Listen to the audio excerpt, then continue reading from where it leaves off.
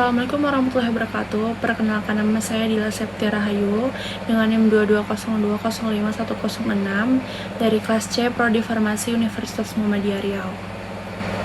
Baik, di sini saya akan menjelaskan mengenai alkaloid. Sebelum kita masuk ke intinya, saya akan menjelaskan definisi alkaloid secara farmasi yang sangat banyak dipakai di bidang farmasi. Definisinya seperti ini. Alkaloid adalah senyawa nitrogen dasar yang berasal dari tumbuhan atau organisme lain yang aktif secara fisiologis atau bisa disebut dengan mempunyai aktivitas farmaseutisnya. Oke, selanjutnya suatu alkohol itu dia mempunyai ciri khas tersendiri atau dia mempunyai atom N. Contohnya itu ada kafein, morfin, strychnine, nikotin, dan senyawa lainnya.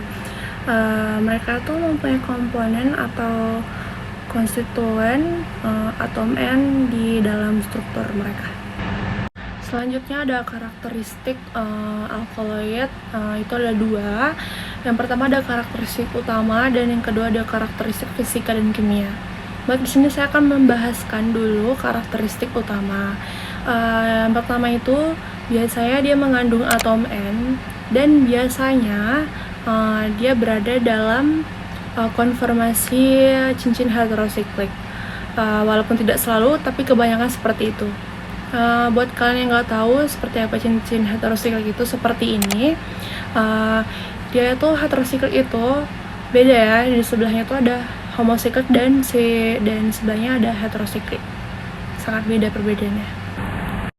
Selanjutnya ada biosintesis. Biasanya kebanyakan alkaloid ini biosintesisnya berasal dari prekursornya asam amino.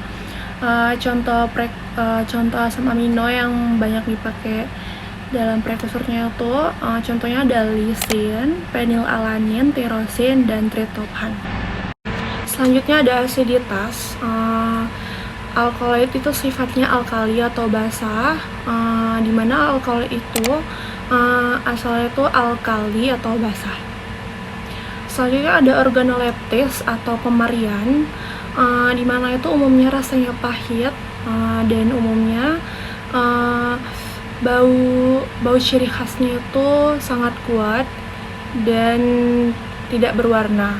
Tetapi tidak selalu, karena ini hanya secara umum, pasti sebagian besar pasti ada pengecualiannya. Selanjutnya yang kedua ada karakteristik fisika kimia, yaitu garam. Garam ini bersifat alkali, yaitu bila ditambah dengan senyawa asam dia akan menjadi garam alkaloid. Berarti asam ditambah basa menjadi garam, sama ya. Selanjutnya, secara bentuk dan kelarutan di alam, alkaloid itu terbentuk dalam dua bentuk. Yang pertama itu bentuk bebas dan bentuk garam. Dalam bentuk bebas ini, dia umumnya kurang larut dalam air, tetapi mudah larut dalam larut organik. Contohnya itu ada ether dan kloroform, dan lain sebagainya. Yang kedua itu ada bentuk garam, dia mudah larut dalam air. Tapi di sini ada pengecualiannya. Untuk kafein, efedrin, kodein, dan pilokarpin itu larut dalam air. Sedangkan yang kurang larut dalam larut organik itu ada morfin dalam etar, terus theobromin, dan theophylline dalam benzena. Selanjutnya ada konsistensi. Ada dua, yaitu padat dan cair. Perbedaannya bisa lihat dari konstituen atom O-nya, di mana alkaloid yang mengandung atom O itu pada umumnya berbentuk padat, sedangkan yang tidak mengandung atom O pada umumnya berbentuk cair dan mudah menguap. Selanjutnya ada stabilitas. Dia ini umumnya terdekomposisi oleh panas atau dia rusak kalau kena panas, kecuali strychnine dan kafein. Selanjutnya di sini ada deteksi. Di sini alkaloid bisa dideteksi dengan reaksi Wagner dan Dragendorf. Selanjutnya alkaloid pada tanaman. Di sini ada lokasinya. Secara alamiah itu dia tersimpan di biji, di akar, di batang, di daun, terus di buahnya dan lain sebagainya. Selanjutnya ada fungsi bagi tanaman. Yaitu ada 3. Yang pertama ada zat racun tanaman, karena banyak sekali ya alkaloid yang bersifat racun. Dan yang kedua itu ada produk akhir, detoksifikasi dan metabolisme. Dan yang ketiga itu cadangan unsur nitrogennya. Selanjutnya ada kadar. Di sini kadar alkaloid ini sangat bervariasi, mulai dari kecil dan cukup besar. Selanjutnya untuk penama, biasanya penamaannya ini berakhiran kata ina atau ine, atau dalam bahasa Indonesia in. Contohnya itu kayak kokain, atropin, dan lain sebagainya. Selanjutnya ada jenis atau klasifikasi alkaloid. Di sini alkaloid ada beberapa jenis. Penjelasannya, yang pertama itu ada biosintesis atau asal asam amino, yang kedua ada jenis nitrogennya, dan yang ketiga ada struktur sikliknya, dan yang terakhir ada struktur kimia inti alkaloid. Tetapi yang sering dipakai yaitu biosintesis atau asal asam amino dan struktur kimia inti alkaloid. Yang pertama itu secara biosintesis atau asal amino itu dibagi menjadi 3. Yang pertama sama yang kedua itu berasal dari asam amino, disebut raw alkaloid dan pseudo alkaloid. Dan yang bukan dari asam amino itu protoalkaloid. Bedanya itu juga apa? Kalau yang true alkaloid itu atom N-nya itu berada pada cincin heterosiklik. Kalau pseudo alkaloid atom N-nya tidak terdapat pada cincin heterosikliknya. Lalu pada protoalkaloid itu berada pada cincin heterosiklik, walaupun dia itu secara pembagiannya itu bukan berasal dari biosintesis asam amino. Untuk asam amino sudah saya jelaskan sebelumnya, contohnya tuh seperti lisin, tirosin, dan lain-lain sebagainya. Selanjutnya untuk perbedaan heterosiklik dan non-heterosiklik. Kalau heterosiklik itu atom N-nya itu terletak pada unsur heterosiklik atau pada cincin heterosiklik, sedangkan non-heterosiklik itu atom N-nya tidak terletak pada atom karbon, tetapi pada salah satu atom karbon pada rantai sampingnya. Yang kedua ini berdasarkan struktur kimianya terdapat beberapa. Yang pertama itu ada piridin, tropan, quinolin, isoquinolin, indol, imidazol, steroid, basapurin, dan amina. Baik, next ada contoh alkaloid dan simplicia yang mengandung alkaloid. Yang pertama itu alkaloid piridin. Dia ini ditandai dengan struktur piridinnya. Di sini yang pertama ada nikotin. Nikotin itu ya dia mempunyai fungsi sebagai parasimpatomimetik dan stimulansia. Contoh tanaman itu tembakau dan genus terong-terongan. Dan contoh yang kedua ada arekolin.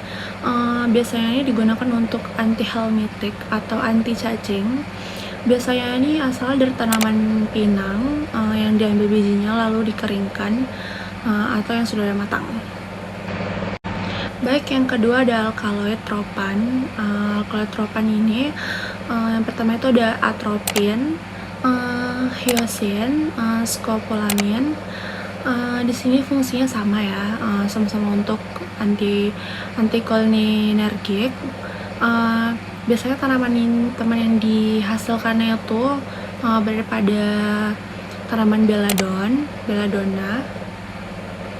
Selanjutnya ada kokain. Fungsi-fungsinya itu sebagai simpatomimetik, anestesi, dan dapat mempengaruhi sistem saraf pusat. Contohnya itu pada tanaman koka. Yang ketiga ada alkaloid quinolin. Contohnya itu ada quinin sebagai anti malaria dan quinidin sebagai antiritmia. Contoh tanaman penghasilnya itu kina. Selanjutnya yang keempat ada alkaloid isoquinolin. Contohnya itu ada emetin yang berfungsi sebagai emetikum, antimyoba usus disentri dan liver, dan ekspektoran. Contohnya itu pada IPK, pada tanaman IPK. Contoh yang kedua itu ada tobacco-rarin, berfungsi sebagai anestesia, relaksan, dan paraisotot, atau berburu. Biasanya dipakai untuk berburu, yaitu kayak biasanya dioleskan pada panahnya untuk berburu. Contohnya tuh pada chondrodendron. Dan contoh yang ketiga tuh ada papaver, biasanya berfungsi sebagai relatan otot. Dan yang kelima ada noscopin, biasanya untuk antitusif. Dan contohnya tuh pada tanaman opium. Contoh alkaloid opium lainnya tuh ada morfin sebagai analgesik narkotika, terus ada kodein sebagai analgesik narkotika juga dan antitusif, terus ada heroin sebagai analgesik narkotika juga. Baik, yang kelima ada alkaloid indol. Contoh yang pertama itu ada reserpin, berfungsi sebagai sedatif dan antihipertensi. Contohnya itu pada tanaman pule landak atau volvia yang dipakai biasanya akarnya. Contoh selanjutnya ada vinblastin, itu berfungsi sebagai anti kanker. Contohnya pada tanaman tapak darah. Biasanya diambil tuh herbanya. Contoh yang selanjutnya juga ada ergotamin, itu berfungsi sebagai analgesek dan vasokonstriksi. Contohnya tuh pada tanaman ergot. Contoh yang keenam adalah alkaloid imidazol. Contohnya tuh ada pilocarpin, yaitu contoh dari tanamannya itu ada pilocarpus. Biasanya diambil tuh daunnya. Yang ketujuh itu ada alkaloid steroid. Contohnya itu ada solanidin berfungsi sebagai antimikroba, anti tumor. Contohnya tuh pada genus Solanaceae. Yang kedua ada contohnya ada veratridin. Biasanya ini berfungsi sebagai neurotoksin, terus anti-hipertensi, terus terapi miastenia gravis. Contohnya itu pada genus Veratum. Yang ke-8 ada alkaloid purian. Contohnya itu ada kafein, berfungsi sebagai stimulan sistem saraf pusat, terus berfungsi sebagai lipolisis dan antihipotensi. Contohnya tuh pada tanaman kola dan kopi. Selanjutnya ada theophylline, berfungsi sebagai relaksan otot atau anti asma. Contohnya itu pada tanaman teh. Selanjutnya ada theobromin, itu berfungsi sebagai diuretik atau relaksan otot polos dan anti angina. Contohnya itu pada coklat. Biasanya itu diambil itu biji coklatnya. Dan contoh alkaloid terakhir yaitu alkaloid amina, itu pertama itu contohnya itu efedrin. Efedrin itu berfungsi sebagai adrenergik, terus sebagai vasokonstriksi dan antihipotensi, terus anti asma bronkial. Contohnya itu pada ephedra atau mahuang. Jadi yang kedua contohnya ada colchicine, itu sebagai anti gout. Contoh tanamannya itu adalah kropos. Baik, sampai di sini saja penjelasan mengenai alkaloid dari saya. Kalau kurang lebih ya mohon maaf. Wassalamualaikum warahmatullahi wabarakatuh.